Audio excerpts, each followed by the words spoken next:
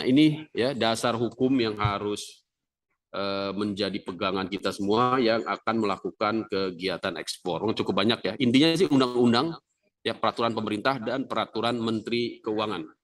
Ya, untuk undang-undang teman-teman nanti bisa lihat di Undang-Undang Kepabeanan ya, yaitu Undang-Undang Nomor 10 tahun 1995 dan diubah ya dengan Undang-Undang 17 tahun 2006 tentang kepabeanan. Ya, apa sih isi Undang-Undang Kepabeanan? Intinya adalah mengatur tentang administrasi, ya, hukum administrasi, bagaimana ya negara ini, dalam hal ini adalah Bea dan Cukai, ya, Direktorat Jenderal Bea dan Cukai melakukan pelayanan dan pengawasan ekspor, ya, mulai dari kewajiban pemberitahuan ekspor, ya, sampai dengan nanti ya, tindak lanjut dari pemeriksaan pengawasan oleh kepabeanan. Bisa ya dilakukan penindakan-penindakan apabila kedapatan barang ekspor tersebut melanggar ketentuan, ya, bisa sanksi berupa administrasi, ya, bisa sanksi berupa pidana. Itu yang ada di dalam Undang-Undang Kepabeanan. Kemudian undang-undang diturunkan dalam bentuk peraturan pemerintah, ya, karena undang-undang hanya memuat hal-hal yang bersifat umum saja, ya.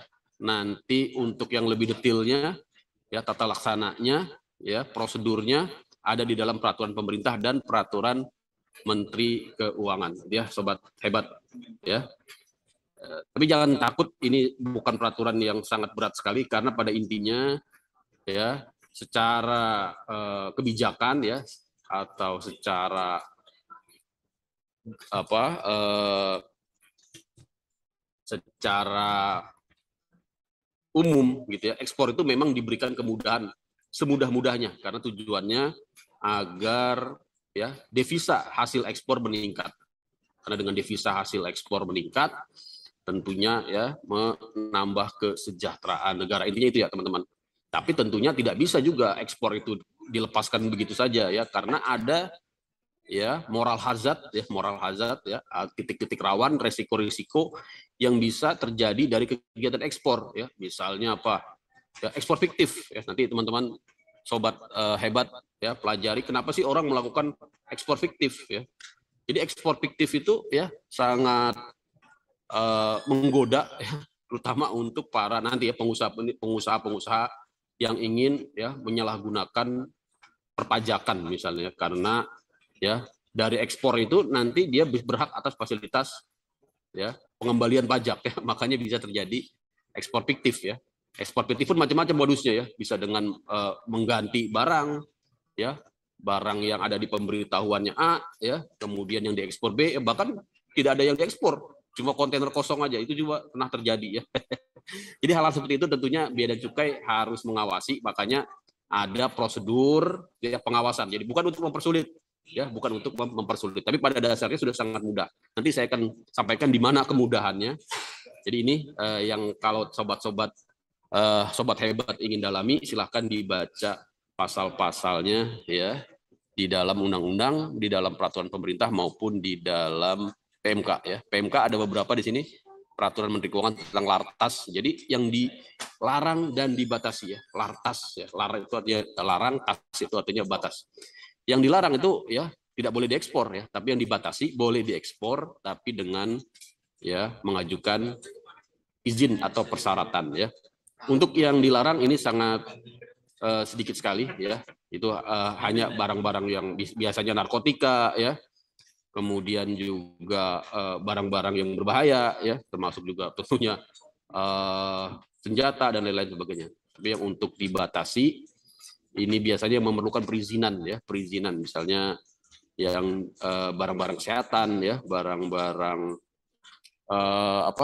sumber daya alam ya, ya, dan lain-lain ya. Nanti kita bisa lihat di PMK ini, PMK 141 ya tahun 2020 tentang impor dan ekspor barang lartas ya. Nanti saya di sesi berikutnya saya juga ingin sampaikan sudah ada aplikasi ya yang teman-teman nanti bisa cek apa sih ketentuan yang berlaku terhadap barang ekspor saya, yaitu di ya di LNSW ya, teman-teman cari aja di googling ya LNSW ya, bisa lewat handphone. Di situ ada yang namanya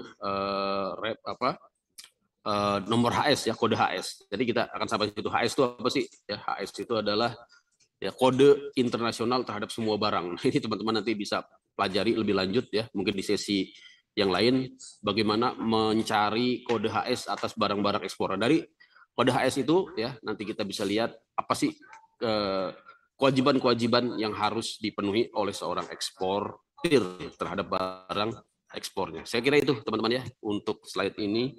Jadi teman-teman bisa lihat di sini ya ada juga tentang pemungutan biaya keluar ya. Jadi ada biaya keluar ya, tapi hanya sedikit saja biaya keluar yang barang-barang yang dikenakan biaya keluar ya. Intinya biasanya komoditas sumber daya alam ya, SDA. Misalnya CPO, termasuk CPO ya, CPO dan turunannya itu dikenakan biaya keluar ya, pungutan biaya keluar. Ini ya sawit, kelapa sawit.